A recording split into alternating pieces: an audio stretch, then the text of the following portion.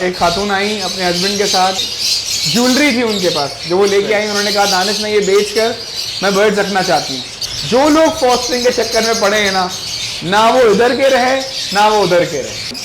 2, 4, 5 breed के बाद अगर कोई वाकई स्प्लिट प्रूफ हो जाए तो ठीक है, लेकिन अगर पूरा 1.5 साल गुजर जाए और कोई बच्चा रहने का ना आए तो इसका मतलब है वो बर्ड स्प्लिट नहीं है ना। अस्सलाम वालेकुम गाइस, मेरा नाम है अरसलान और आप देख रहे हैं नेक्सस द यूट्यूब चैनल।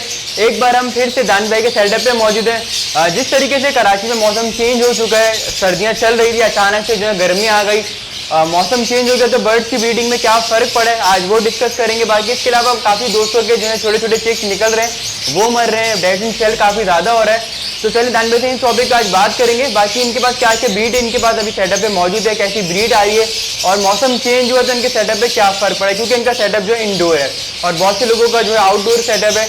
तो क्या चेंजिंग करनी चाहिए इन दौरान जैसे कि मौसम चेंज हो रहा है। अस्सलाम वालेकुम दानिश भाई। वालेकुम अस्सलाम। आप सबको बहुत बहुत बेस्ट विशेस बर्ड्स के हवाले से, ब्रीड के हवाले से। आई एम श्योर बहुत अच्छा सीज़न गया होगा सबका। अचानक से ये गर्मी का आ जाना, एकदम से टेम्परेचर का दिन में 38, 39, 38 पे चले जाना। आज 37.8 था टेम्परेचर आउटडोर। तो आउटडोर अवेरीज में लेकिन अभी भी आप नोट करें तो रात का टेम्परेचर फिर भी बेटर है और अभी भी ब्रीडिंग सीजन ऑन है। बट ये थोड़ी सी एक प्रॉब्लमेटिक बात है कि बहुत जल्दी गर्मियाँ जो हैं वो अब आ गई हैं। तो अब थोड़ा सा ख्याल रखें आप बर्ड्स का। जिन्होंने अपने सेकंड क्लच ले लिए हैं वो अपने थर्ड क्लच को के बाद रैप अप करने की सोचें। जिनका अभी सेकंड क्लच आ रहा है वो इजीली अभी सेकंड क्लच ले सकते हैं। मेरा ज़ाती ख्याल है कि आप मार्च एंड अप्रैल तक अपने बर्ड से ब्रीड ले सकते हैं, लेकिन कोशिश करें कि आपके बर्ड की हालत ऐसी हो कि वो ब्रीड कर सके, ना सिर्फ ब्रीड कर सके बल्कि अपने बच्चे को रेस कर सके। कई बार ऐसा होता है कि पेरेंट्स बहुत वीक हो जाते हैं और आखिर में जाते जाते कहीं ऐसा भी हो सकता है कि उनको या तो वो वीक होने की वजह से मर जाएं या फिर वो एग बाइंडिंग हो जाती है और एग जब बाइंड हो जाता है तो फीमेल मर जाती है। सही। तो क्योंकि जब वीकनेस होती है तो बच्चे भी सर्वाइव नहीं कर पाते, माँ बाप बच्चों को नहीं भराते। टेम्परेचर 40 पे चला जाएगा तो माँ बाप दोनों बाहर आ जाएंगे, बच्चों को खाना नहीं खिलाएंगे। तो इस तरह की बहुत सारी चीज़ें होती हैं। सही। आउटडोर सेटअप इंडोर सेटअप के डिफरेंसेस बहुत सारी वीडियोस में मौजूद हैं। दोनों के अपने फ़ायदे अपने नुकसानात हैं। आउटडोर में हमें फ़ायदा ये होता है कि आउटडोर सेटअप पे बर्ड्स बड़े रफ एंड टफ होते हैं, एक्सट्रीम वेदर्स को वो झेल चुके होते हैं। शदीद तरीन गर्मी भी उनको ज़्यादा इम्पैक्ट नहीं करती, शदीद तरीन सर्दी भी नहीं करती। तो आउटडोर वालों के लिए आसानी ये है कि वो वेंटिलेशन रखते हैं, अच्छी ऑटोमेटिक वेंटिलेशन भी हो जाती है। इंडोर वालों के लिए थोड़ा मसला होता है, उनको वेंटिलेशन रखवानी पड़ती है।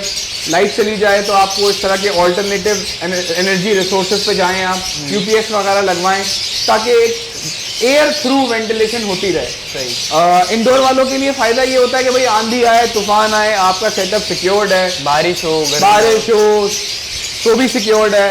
बहुत शदीद बाहर गर्मी हो रही हो तो कभी आप नोट करें तो बाहर 44 होता है, लेकिन रूम का टेम्परेचर 33-34 होता है, मैनेजेबल है। तो जिन लोगों ने भी अपने इलेक्ट्रोलाइट्स छुपा के रख दिए थे वो अब निकाल लें। इलेक्ट्रोलाइट्स हफ्ते में एक दफ़ा लाजमी चलाएं, प्रोबायोटिक हफ्ते में एक दफ़ा लाजमी चलाएं। वेंटिलेशन का ख़ास ख्याल रखें। पैनिक करने की ज़रूरत नहीं है, अभी भी बहुत अच्छा सीज़न पड़ा हुआ है। मैंने अभी दोबारा रिपीट कर दूं कि जो चिक्स अभी आ गए हैं इंशाल्लाह अल्लाह के हुक्म से वो रेज हो जाएंगे। बट उसके बाद जब अगला क्लच लेने जाएं तो ज़रा वेदर को देख लें। अगर वेदर एक्सट्रीम की तरफ जा रहा है तो फिर वो अगला क्लच ना लें, कोई बात नहीं। एक पेयर अगर एक सीज़न में 8 से 10 बच्चे आपको प्रोड्यूस करके दे देता है, आप बहुत फ़ायदे में तब भी हैं।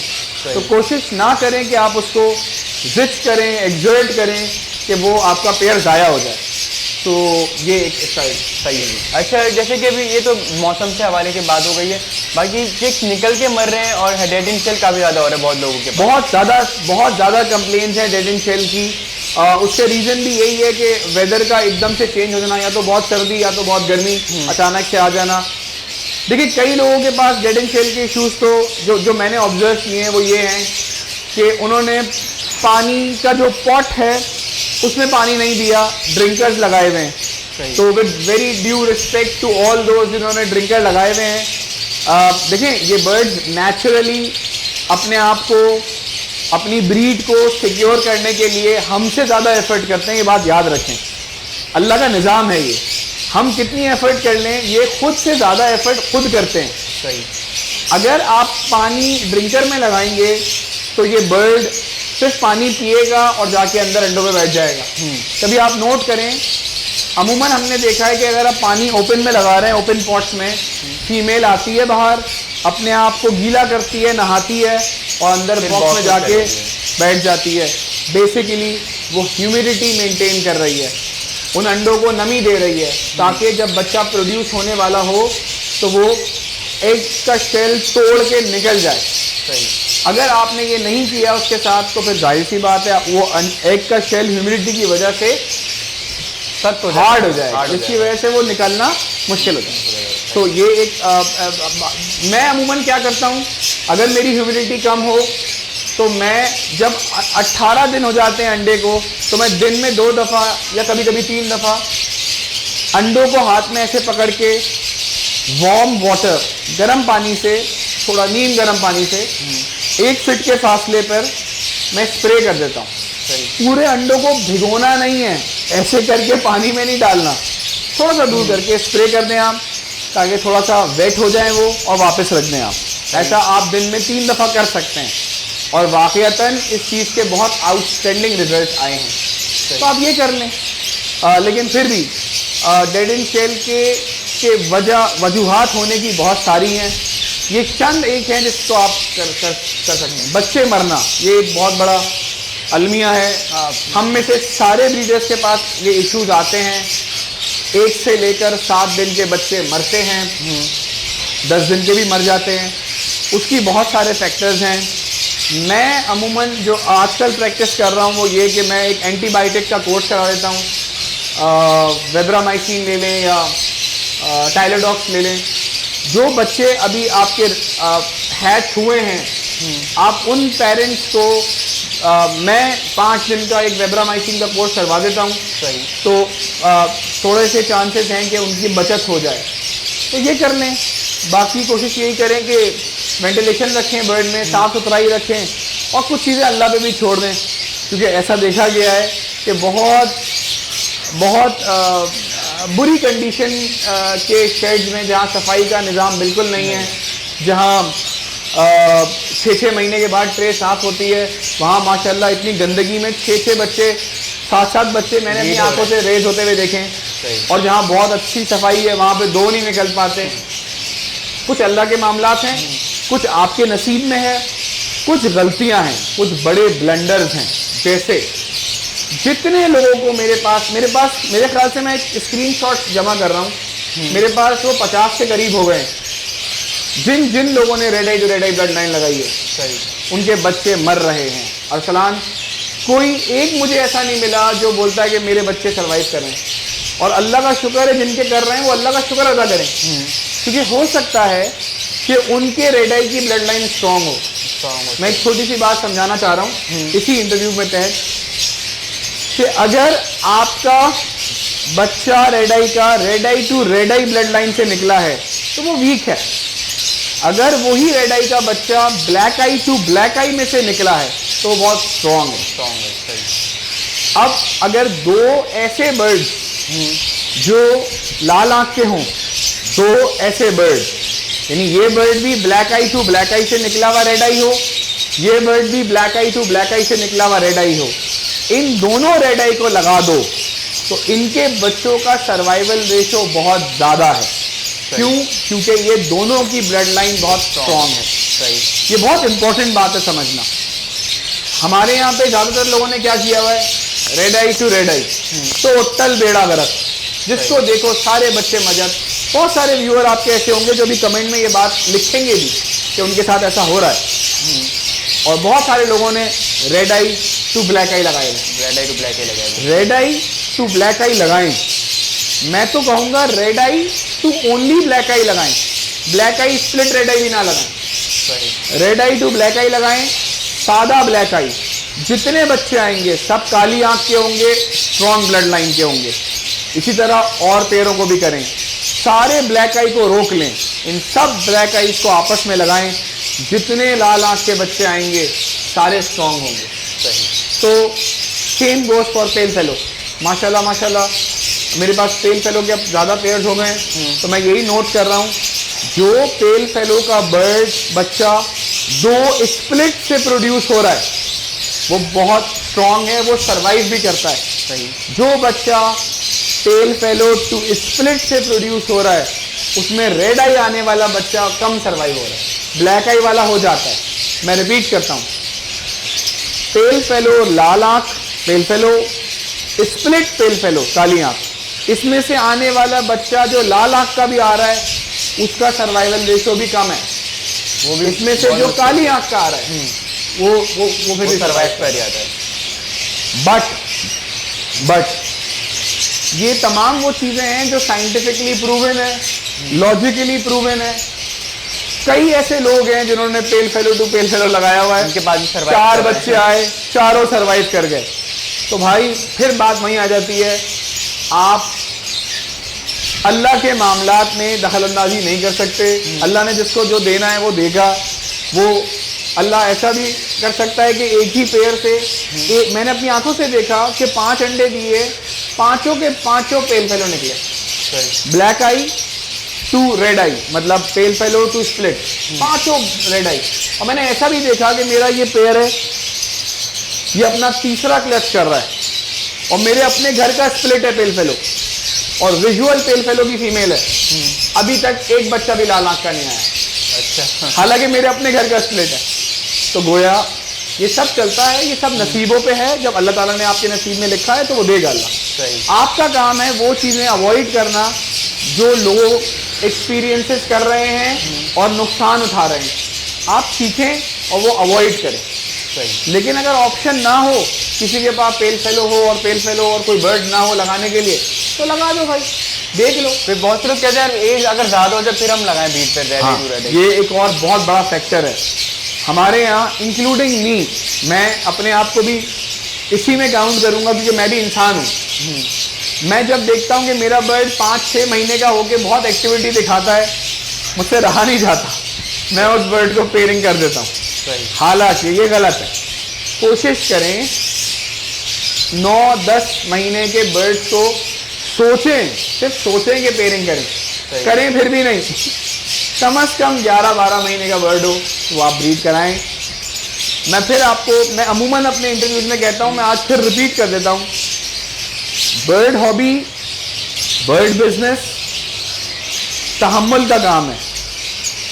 क्विक आंसर्स नहीं है इसके अंदर क्विक सॉल्यूशंस भी नहीं है। वक्त दें, बर्ड को वक्त दें, बर्ड खुद करेगा, खुद टाइम पे अपनी ब्रीड करेगा। जल्दी लगाएंगे बच्चे मरेंगे, डेड एंड शेल होंगे, अनफर्टाइल होंगे। जितना उसको टाइम देंगे उतनी प्रोडक्शन बढ़ेगी। और ये लव बर्ड्स 8-8, 9-9 अंडे तक दे सकते हैं और आपको पता है वो फर्टिलिटी भी आ जाती है। तो जितना टाइम देंगे उतना फायदा उठाएंगे। 1 साल का बर्ड अच्छी प्रोडक्शन देता है, 2 साल का बर्ड आउटस्टैंडिंग प्रोडक्शन देता है। वो तमाम लोग जिनके पास अभी इस सीजन में अच्छी ब्रीड नहीं आई है, परेशान ना हो। मैं आपको ये गारंटी देके बोल सकता हूँ, अगले सीजन में अगर वो गलतियां रिपीट ना करें, आउटस्टैंडिंग ब्रीड आएगी। क्यों? क्योंकि आपका बर्ड आपके पास यूज टू हो चुका है, आपका बर्ड आपके पास अच्छी एनवायरनमेंट में रहते हुए एडजस्ट कर चुका है।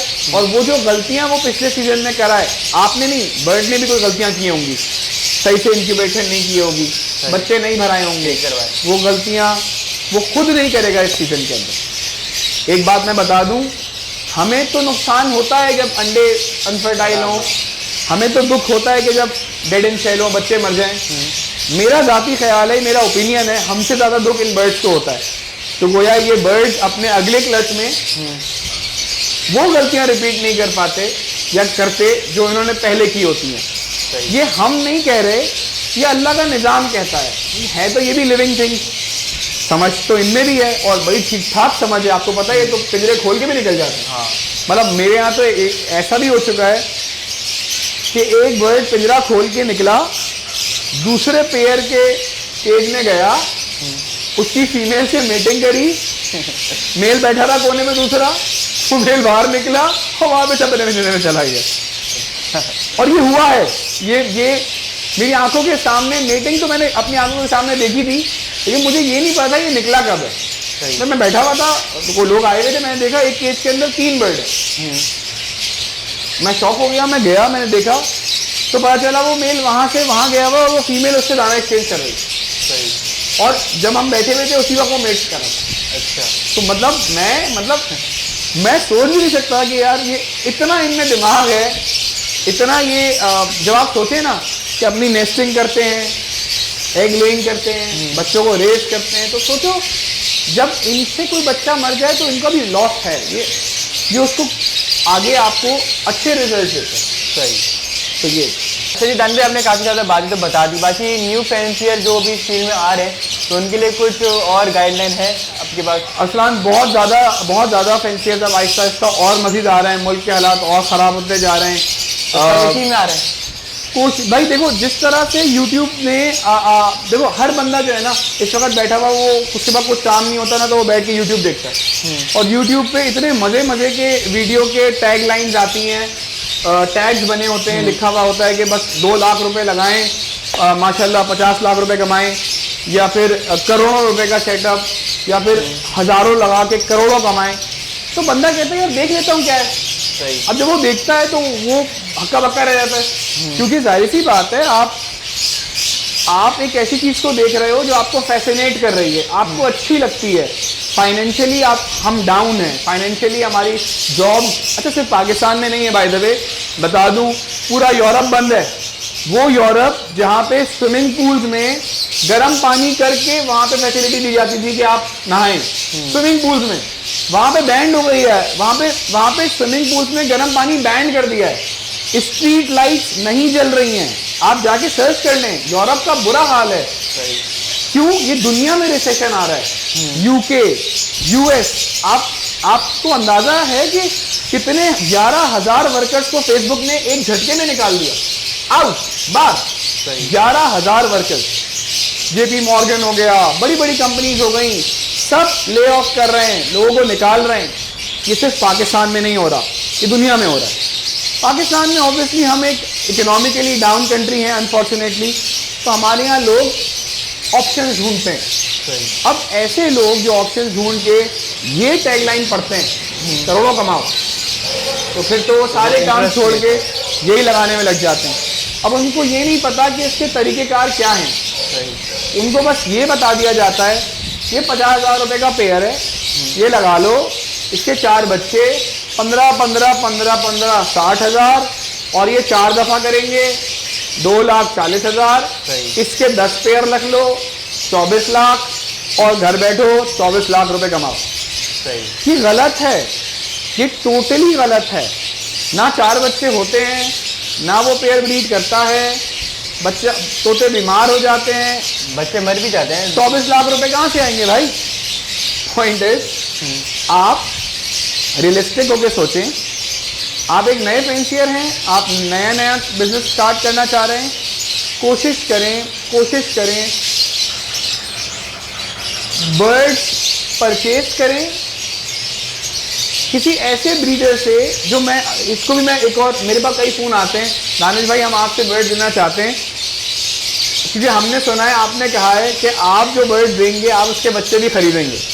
मैंने ऐसी कोई कमिटमेंट नहीं करी भाई, आप मेरी कोई भी वीडियो उठा लें, मैंने ऐसी कोई कमिटमेंट नहीं करी।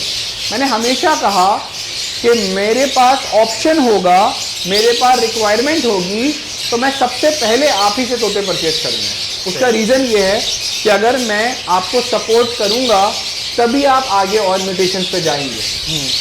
कमिटमेंट नहीं है, मैंने नहीं कहा मैं ही परचेज करूँगा। कई लोग कहते हैं हम आपसे ले रहे हैं, बस आप ही ने खरीदना है।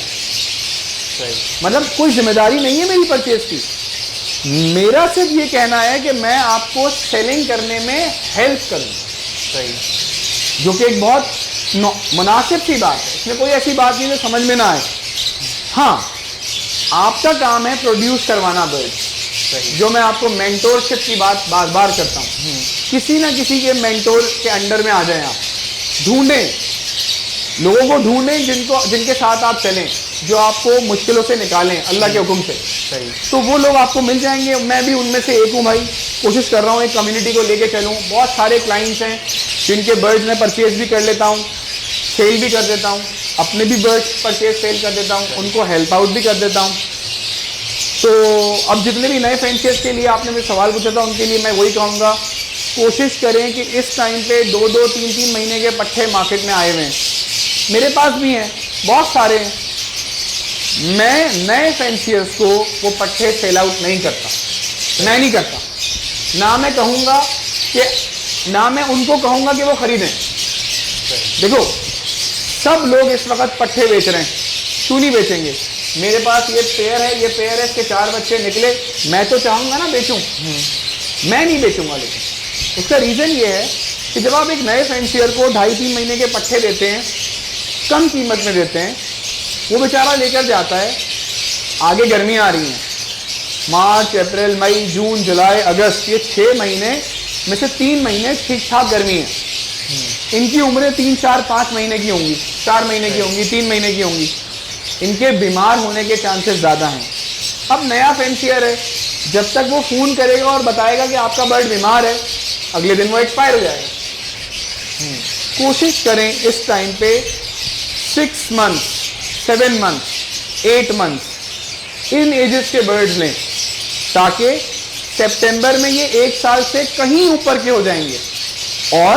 और ये गर्मियां निकालने के लिए इनमें इम्यूनिटी ज़्यादा बिल्डअप हुई हुई होगी, इनकी ताकत ज़्यादा होगी। अल्लाह ना करे अगर कोई बर्ड बीमार भी होता है, आप फ़ोन करके पूछते हैं ट्रीटमेंट, उसको फॉलो करेंगे, अल्लाह के हुक्म से 3 दिन में, 2 दिन में वो बर्ड सेट हो जाएगा।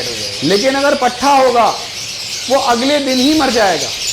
ये बात समझना मुश्किल नहीं है, ये इतनी आसान है, इतनी एक नॉर्मल सी बात है कि भाई बच्चा जब छोटा होता है उसकी केयर ज़्यादा की जाती है। नया फैंसियर केयर नहीं कर पाता, क्यों? क्योंकि वो न्यू है उस चीज़ में। हाँ, जो हम जैसे पुराने जिन्होंने बर्ड पाले हुए हैं, साल हो गए, 2 साल हो गए, 10 साल हो गए, हम जैसे ब्रीडर्स इजीली पट्ठों को खरीद सकते हैं या अपने पट्ठे रोक सकते हैं, क्योंकि हमारी विजन, हमारा एक्सपीरियंस, हमारी आंखें डिफरेंट हैं। हम फौरन पिक कर लेते हैं कि भाई इसमें जुए हैं तोते में, ये खारिज ज़्यादा कर रहा है, ये एक टांग पे बैठा हुआ है तो कोई मसला है, ये एक्टिविटी नहीं कर रहा, साइड पे बैठा हुआ है, कोई ना कोई इशू है इसको। हम कोई ना कोई एंटीबायोटिक का कोर्स करा के, anti bacterial, anti fungal spray करके मामले को आगे बढ़ाते हैं। जो नया फैंसियर है वो खुश है, वो दूर से देखता है बर्ड बैठा हुआ है, सो रहा है, करीब जाता है, उड़ के चला जाता है, कहता है हाँ ठीक है।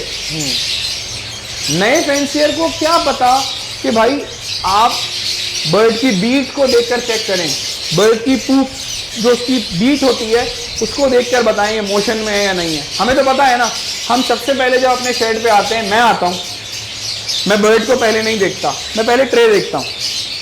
ट्रे में अगर मुझे उसकी बीट ओके दिखती है, फिर मैं बर्ड को देखता हूँ।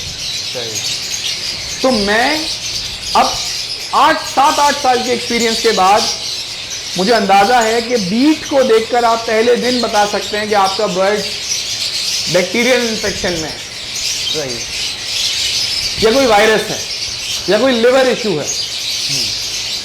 अब कई दफ़ा ऐसा होता है लोगों ने ग्रीन फूड दिया हुआ होता है, मतलब लूसन वगैरह या मेथी वगैरह, अब उसकी बीट ग्रीन हो जाती है, परेशान हो जाते हैं, अरे वो तो मोशन में आ गया।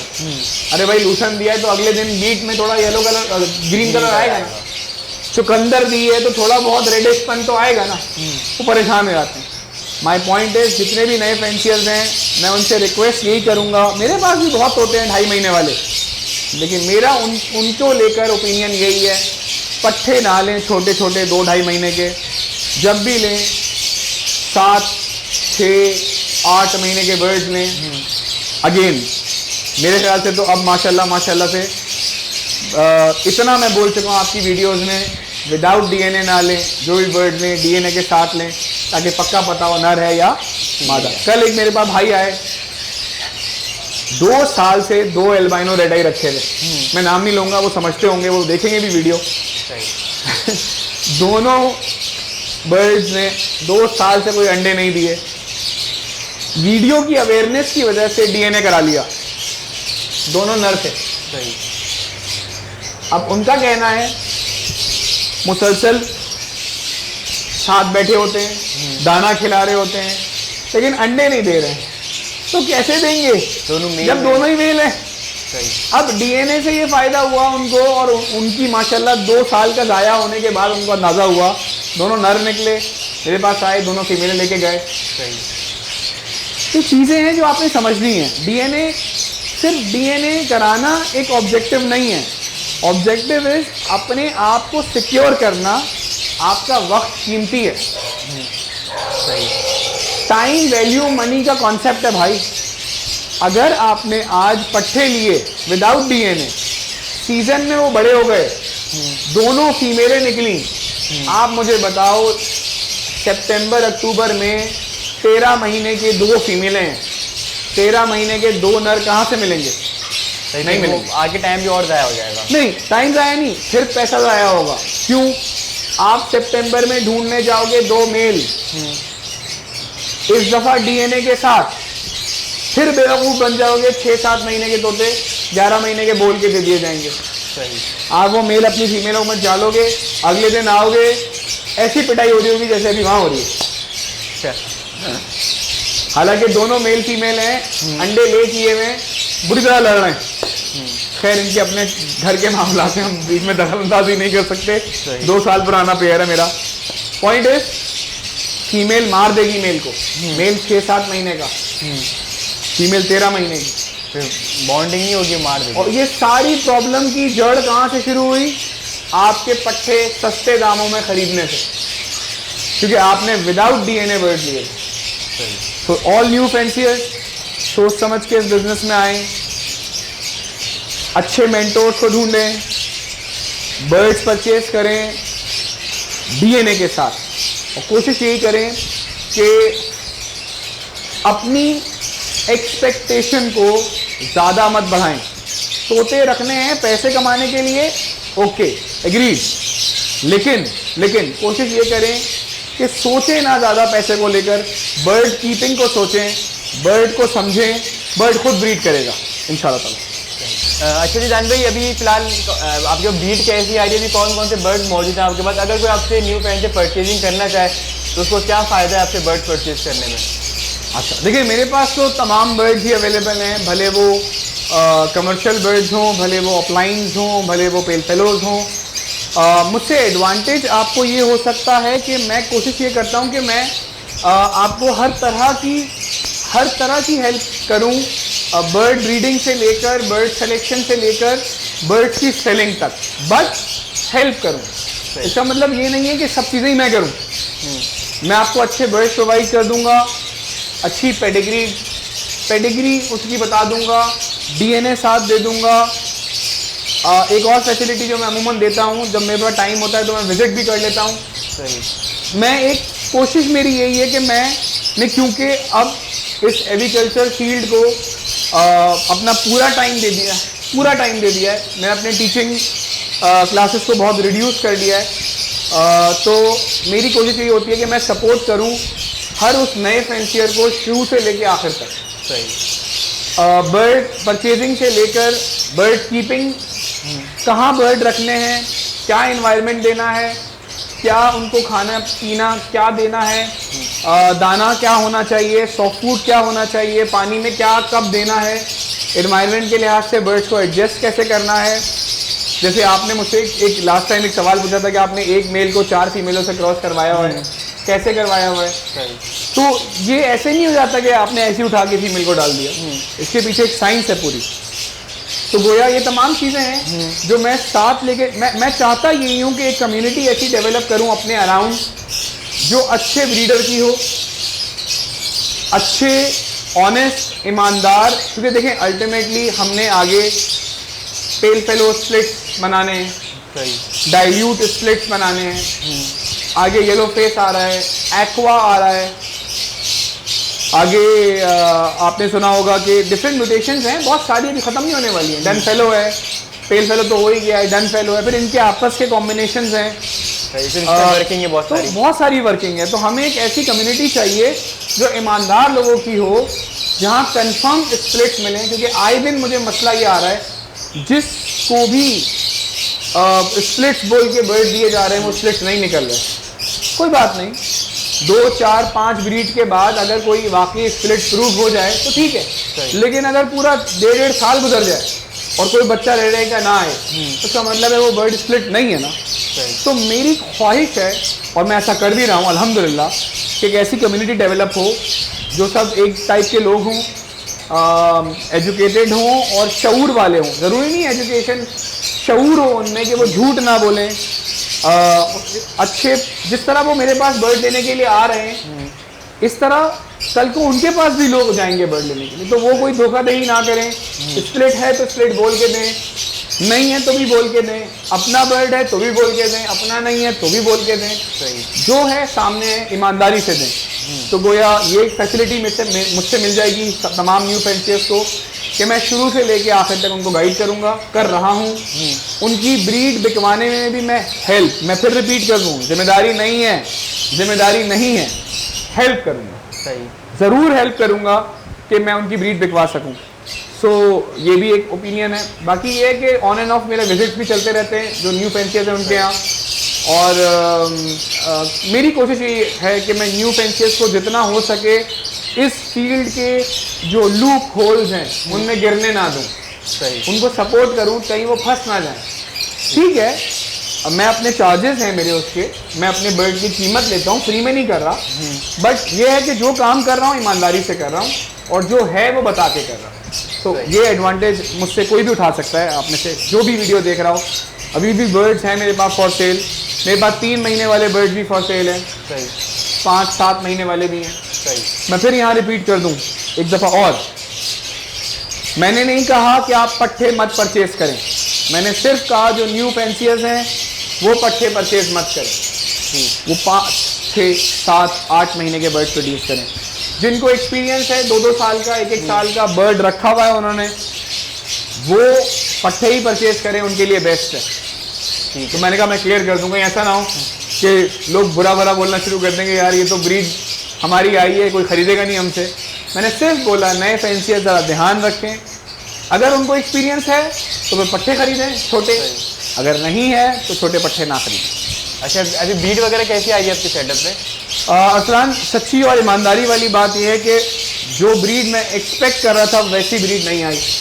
बच्चे मर रहे हैं, डेड इन शेल भी हुए मेरे, और अमूमन मैं लोगों से मिलता हूँ तो जितने लोगों को मैं जानता हूँ उनके यहाँ भी प्रॉब्लम्स हैं, ब्रीड ऑन एंड ऑफ अच्छी बुरी आ रही है। बट ये कहना कि मेरे पास बड़ी आउटस्टैंडिंग ब्रीड आई है, 5-5, 6-6 बच्चे आए, ऐसा नहीं है। बट हाँ, आ रही है, ये ज़रूर है कि 5-5, 6-6 अंडे आए, फर्टाइल भी हुए हैं, लेकिन आखिर में 2 या 3 बच्चे मेरे पास सर्वाइव कर पाए। ठीक है, कुछ पैरों के, पुराने पैरों के 4-4 बच्चे भी अभी दिखाऊंगा मैं आपको हैं, लेकिन अल्लाह का शुक्र है, मैंने फिर कहा अगर 2 से 3 बच्चे भी आ जाएं, आप बहुत लोगों से बहुत बेहतर हैं। ठीक है। अच्छा जी, एक लास्ट सवाल है दानिश भाई से भी डिस्कस हो रहा था हमारा। बहुत से जो न्यू फैंसियर है ना, वो वीडियोस देखकर अपना कुछ बेच बाज कर जो है बर्ड की फील्ड में आ जाते हैं, फिर वो जो है काफ़ी बड़ा लॉस कर जाते हैं। तो दानिश भाई इसके बारे में आप थोड़ा सा बताएं। इत्तेफाक है, अभी 1 हफ्ते पहले एक खातून आई अपने हस्बैंड के साथ, एक बेटा था उनका, तो मैं अमाउंट नहीं बताऊंगा, कुछ चंद लाख की कुछ ज्वेलरी थी उनके पास जो वो लेके आई। उन्होंने कहा दानिश मैं ये बेच कर मैं बर्ड रखना चाहती हूँ। और ऐसी ही एक खातून नहीं है, और भी लोग हैं, और भी लोग हैं जो बाइक बेचकर, गाड़ी बेचकर इस फील्ड में आ रहे हैं। तो मैं उन सब के लिए बता दूं, ऐसा ना करें, ऐसा हरगिज़ ना करें। देखें, ये लाइफ स्टॉक है, इसका एक्सपीरियंस पहले करें, पहले 4 पेड़ बंदा रख ले, उसके बाद फिर आप आगे बिल्ड ऑन करें। आप इस तरह की चीज़ें करेंगे, आप खुद नुकसान उठाएंगे। एक बात याद रखें, बर्ड अपने टाइम पे ब्रीड करेगा, बर्ड जब अपने आप को कंफर्टेबल समझेगा ब्रीड करेगा, सही, इसमें कोई शक नहीं है। दूसरी बात, ये जो आपकी अपनी उम्मीदें हैं ना, जो आपने एक्सपेक्टेशन दिमाग में बनाई हुई है लाखों रुपए की, ये लेके मत आए। ये मत सोचेंगे 1 लाख का पेयर है तो 2 लाख रुपए कमा के देगा, ये ना सोचें। हो सकता है वो दे, और वो देगा भी, सोचे नहीं। ठीक है। अमूमन मैंने लोगों को देखा है 4 पेयर लिए, एक पेयर 5,000 का है, वो पहले से सोच रहे थे यार ये इतने पैसे कमा के एक पेयर देगा। 5,000 का है, एक पेयर 25,000 का है, एक पेयर लाख का है, एक पेयर 2 लाख का है। अब उसकी जो सारे वक्त की टेंशन है ना, वो 1 लाख और 2 लाख वाले पेयरों पे रहेगी। सही। वो 5,000 8,000 वाले पेयर को देखता ही नहीं। इसका मतलब है आप अभी से उस पैसे पे लग गए जो आपने लगाए हैं और आप उसकी फिक्र कर ना। याद रखें, ये बिजनेस है, ये बेशक बिजनेस है, पहले हॉबी है। सही। पहले हॉबी फिर बिजनेस। बिजनेस हॉबी नहीं है, हॉबी बिजनेस है। जितने लोग आ रहे हैं अमूमन ज्यादातर लोग वो बिजनेस हॉबी। दानिश भाई हमें बहुत प्यार है, हमें बहुत प्यार है। अबे भाई बहुत प्यार है, कोई बर्ड पहले पाले आज से पहले नहीं। अरे भाई तो ये प्यार तो तुम्हें उससे नहीं है, ये शायद उसकी रिटर्न से है। सही। लालच में ना आए। और एक बहुत इंपॉर्टेंट सवाल जो मिस हो गया था,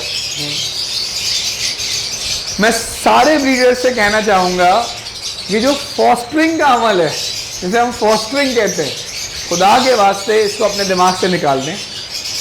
फॉस्टरिंग इसलिए की जाती है कि अगर कहीं एक जोड़े के 4 बच्चे हैं, 3 बड़े हो गए हैं थोड़े, एक छोटा पैदा हुआ है, वो मर ना जाए दब के, तो आपने वो बच्चा उठाकर किसी और, जहाँ नए नए बच्चे पैदा हो रहे हैं छोटे छोटे, आपने वहाँ डाल दिया। फॉस्टरिंग इसलिए थी, इसलिए नहीं थी कि चारों उठा के डाल दिए। सही। कई दफ़ा ऐसा हुआ है कि लोगों ने पेयर डाले दूसरे को, उसने उसके बच्चे नहीं भराए, बच्चे बाहर फेंक दिए, अंडे बाहर फेंक दिए। हम कहते हैं लालच बुरी बला है, तो है, लालच ना करें। फॉस्टरिंग का अमल सिर्फ इसलिए है कि अगर आपके पास यहाँ 2 महंगे बच्चे पल रहे हैं, यहाँ 2 सस्ते पल रहे हैं, उम्रें एक जैसी हैं, उठा के वो यहाँ डाल दो। सही। ताकि ये 4 बच्चे पाल लें, वो नई ब्रीड दे दे। सही। ऐसा ना करो, पूरे पूरे अंडे घुमा दो। आप यकीन करें, ये तमाम न्यू फैंसियर्स इतना खुश होते हैं यहाँ आके, दानिश भाई फॉस्टरिंग करनी है, फॉस्टरिंग करवा दो। ये आसान काम नहीं है, इसमें ना पड़ें। जो लोग फॉस्टरिंग के चक्कर में पड़े हैं ना वो इधर के रहे ना वो उधर के रहे, ना ये पेयर भी खराब हुआ उनका और दूसरा पेयर ने तो उनके बच्चे ही नहीं भराए। फिर रिपीट कर दूं, फॉस्टरिंग एक गाड़ी का स्टेफनी टायर है। अगर पंचर हो गया, डिग्गी से निकाला डाला, अगले स्टॉप पे अगले दिन चेंज करवाना ही पड़ेगा। सही। अगर आपने उसी स्टेफनी व्हील को चला के चलाते रहे तो ये गलत। सही। वो व्हील उसका एक काम है, वो एक काम के लिए बनाया गया, वो नॉर्मल व्हील नहीं होता है, उसको नॉर्मल रखा भी नहीं जाता। सही। बर्ड में भी यही है, फॉस्टरिंग के बर्ड्स ऐसे नहीं बन जाते, सेलेक्ट करने पड़ते हैं, उनकी 2 साल की हिस्ट्री मालूम करनी पड़ती है अपने पास। अगर समझ में आ जाए कि ये बर्ड अच्छा बच्चे भराता है तो कराओ फॉस्टरिंग, वरना खुदा के वास्ते नया नया लुटीनों का पेयर, फिशर का पेयर लगाकर अंडे मत डालो, उसमें बेड़ा गर्क हो जाएगा। ना यहाँ के रहोगे ना वहाँ के रहोगे। और ये एक एग्जाम्पल नहीं है, ऐसे कई एग्जाम्पल।